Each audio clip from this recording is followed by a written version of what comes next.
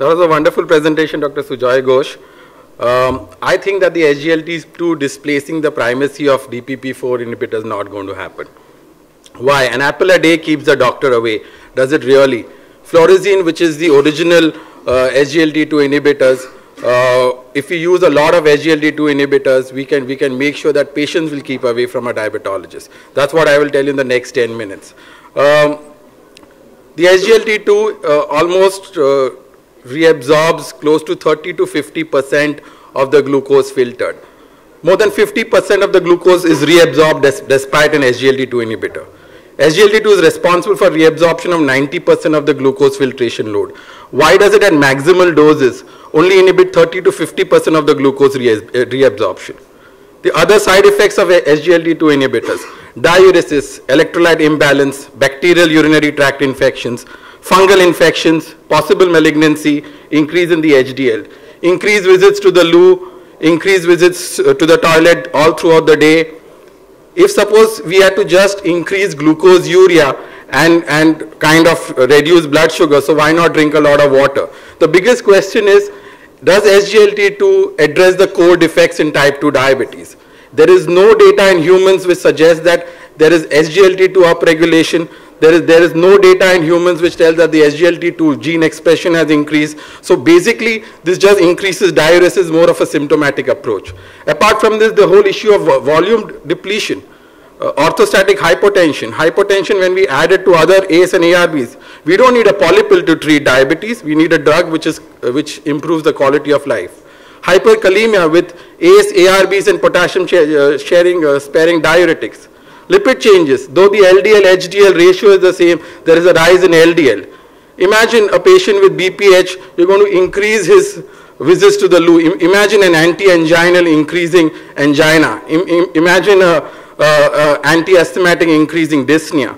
That's what is going to happen with an SGLT2 inhibitors. Apart from this, raise in serum creatinine, raise in hematocrit, increase visits to the loo. We are going to actually worsen the quality of life of a patient. Genitourinary infections, more in females, more in uncircumcised males, almost doubles, 12% in women, Canagliflozin. The risk of UTI in diabetic patients is anyway high, almost 1.5 times. Treating urosepsis, UTIs in diabetic is a huge challenge. And as he said, genital hygiene in our country is not so good. There's a huge problem with genital hygiene. You're going to worsen the quality of life of our patient. There's going to be, along with this, there's going to be loss of libido. He's going to curse you all through his life. All monotherapy studies, whether it's DAPA, whether it's CANA or EMPA, there's an increased rate in genital infections and urinary tract infection. So apart from this, there's a huge antibiotic resistance in India. There's a rampant use of antibiotics, and there's a lot of indirect costs. He told us about adding a ramipril and probably another drug. There are a lot of indirect costs. It's kind of related to the syphilis epidemic in the 50s, where one kiss at 1 pound gives you syphilis, but you take a penicillin shot for 5 pounds to kind of get rid of syphilis. So there's a lot of added indirect cost to SGLT2 inhibitors. Add to that the risk of cancer, bladder cancer, breast cancer. Initially it was rejected before it was accepted. SGLT2 increases LDL cholesterol. We don't have outcome studies, CV outcome studies on SGLT2 inhibitors. We don't know what canvas will tell us. So the issues to be addressed, the long-term effects on renal functions, use in CKD is not there, frequency of UTI, genital infections, osmotic symptoms, volume depletion, weight loss get compensated after 24 weeks, bone resorption markers are increased, impact on CV events. Look at the DPP4 inhibitors. We have relevant data over 8 years and the experience we have over the last 8 years.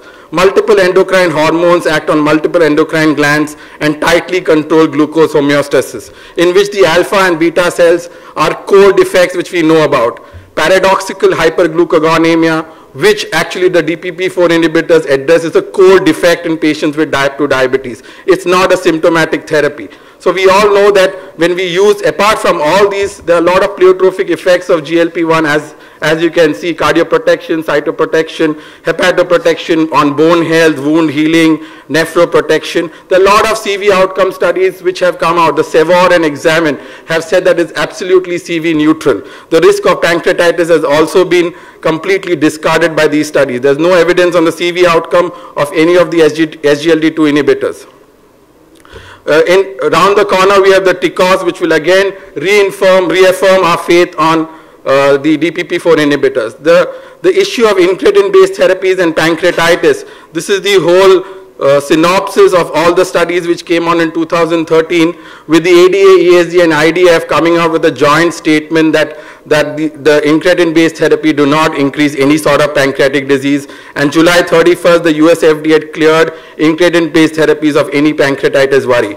The Indian data published in the JHAPI also tells us that there's no pancreatitis worry with the use of DPP-4 inhibitors. The ADA, ESD, IDF consensus statement, the EMA consensus statement also says the same thing. Long-term CV outcome trials have also not shown any increased risk with gliptins.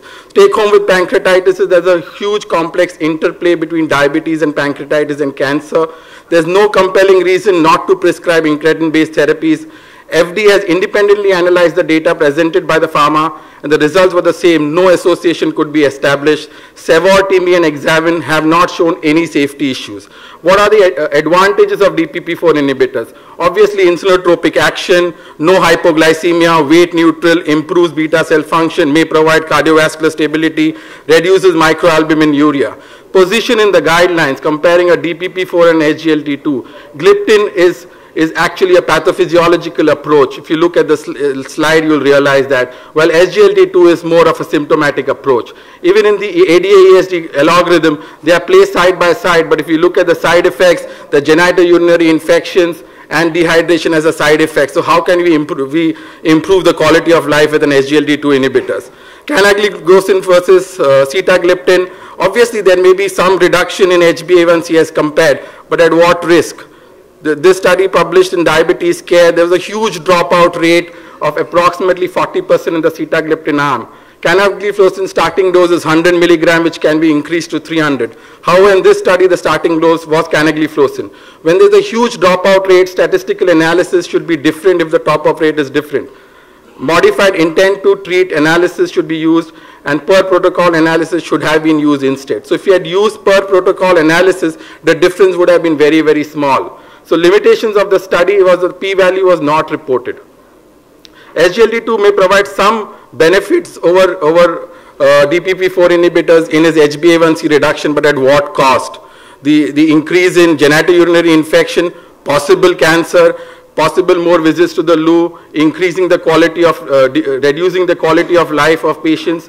So another safety issues with SGLT2 cannot be used in elderly, cannot be used below a GFR of 60. We all will have to use a calculator in our clinics. Genitourinary infection, volume depletion, postural hypotension cannot be used with loop diuretics. Electrolyte imbalance, high LDL, renal safety, increase in bone fractures, the increased hepatic glucose output, long-term safety is an issue, selected cancer issues, again cannot be used in renal patients. We all know that SGLT is just a symptomatic approach. The expert's approach should be a DPP-4 inhibitor. It addresses the core, ensures euglycemia. First, it doesn't do any harm. The HbA1c reduction as compared with DAPA versus SU is relatively slow and not very high reduction. If we compare to Sita versus an SU, we all know the efficacy matches the SU at every time point tested during durability. There's a limitation of use in CKD, while gliptins can be used with a mild change in dosage in all stages of CKD. There is an issue with drug-induced liver injury with some SGLT2 inhibitors. The DPP-4 inhibitors are absolutely safe in hepatic impairment. So there's no need to change anything. Plasma lipid changes, we can't leave that alone. We don't know what kind of possible CV effects it may have. In summary, I would say that HbA1c is better and durable with DPP-4 inhibitors. Weight is neutral. Use in renal improvement is there. CV protection well proven. It decreases LDL cholesterol. Obviously, no hypoglycemia, no electrolyte imbalance, and no hypotension. In conclusion, my dear friend, Dr. Ghosh, why does SGLT2 inhibitors prevent only 30 to 50% of tubular reabsorption? What is the cause of increased cancer risk? What is the cutoff blood sugar for SGLT2 inhibitor? Show us the data where tubular reabsorption is shown as a pathophysiological defect in type 2 diabetes. This class won't work where there is reduction in GFR. How does one compensate for the increased hepatic glucose output? What about markers of bone resorption, raised PTH, and risk of fracture? My advice to SGLT2 companies that they should have a compliance kit with ciprofloxacin, fluconazole, cital, and antifungal creams. Circumcision should be offered free after 6 months of therapy, and diapers should be offered after 12 months of therapy. Anyway, our patients have a huge problem. They are depressed, they have marital, extramarital problem, daughter's wedding, health problems, investments, hypoglycemia, impending doom. By adding an SGLT2 inhibitor, you're increasing his stress due to diuresis, increasing his pills due to infection. You have to treat hypotension. You have to treat LDL cholesterol. You're increasing risk of CV events. And you have to keep drinking water as I was drinking just before the talk. Give him gliptin, give him a good quality of life, give his healthcare professional a good quality of life.